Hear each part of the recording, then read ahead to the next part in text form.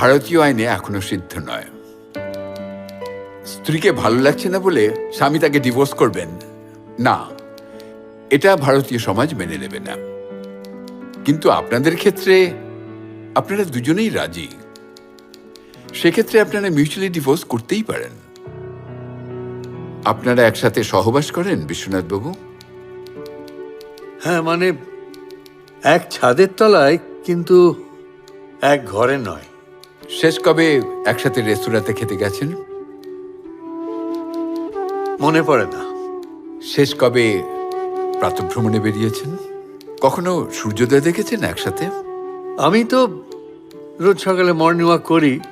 আমি আপনাদের দুজনের কথা বলছি। ইদানিং কোথাও বেড়াতে গেছেন? না। রোজ স্পর্শ করেন? আমি যৌন স্পর্শের কথা বলছি না, হিউম্যান টাচ, সাধারণ টাচ, ছোঁয়া, যেটা এই বয়সে ভীষণভাবে দরকার।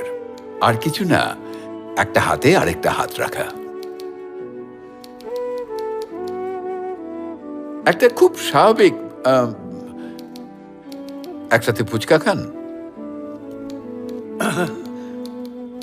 না, হয়ে ওঠেনি। আপনি বসুন বিশ্বনাথ বাবু। আরতি দেবী, আপনি গিয়ে বসুন।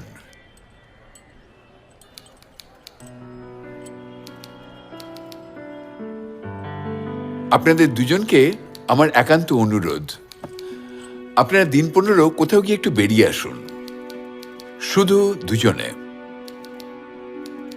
আমি চাই না এই 15 দিনের মধ্যে কোনো তৃতীয় ব্যক্তি আপনাদের মধ্যে থাকুন। 15 দিন পর আপনারা যদি ফিরে আসেন, তাহলে মিউচুয়ালি ডিভোর্স করা যেতেই পারে।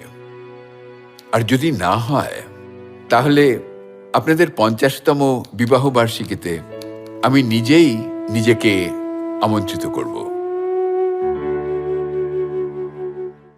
ইররিট্রিভেবল ব্রেকডাউন অফ ম্যারেজ ভারতীয় আইনে এখনো সিদ্ধ নয়। স্ত্রীকে ভালো লাগছে না বলে স্বামী তাকে ডিভোর্স করবেন না, এটা ভারতীয় সমাজ মেনে নেবে না। কিন্তু আপনাদের ক্ষেত্রে আপনারা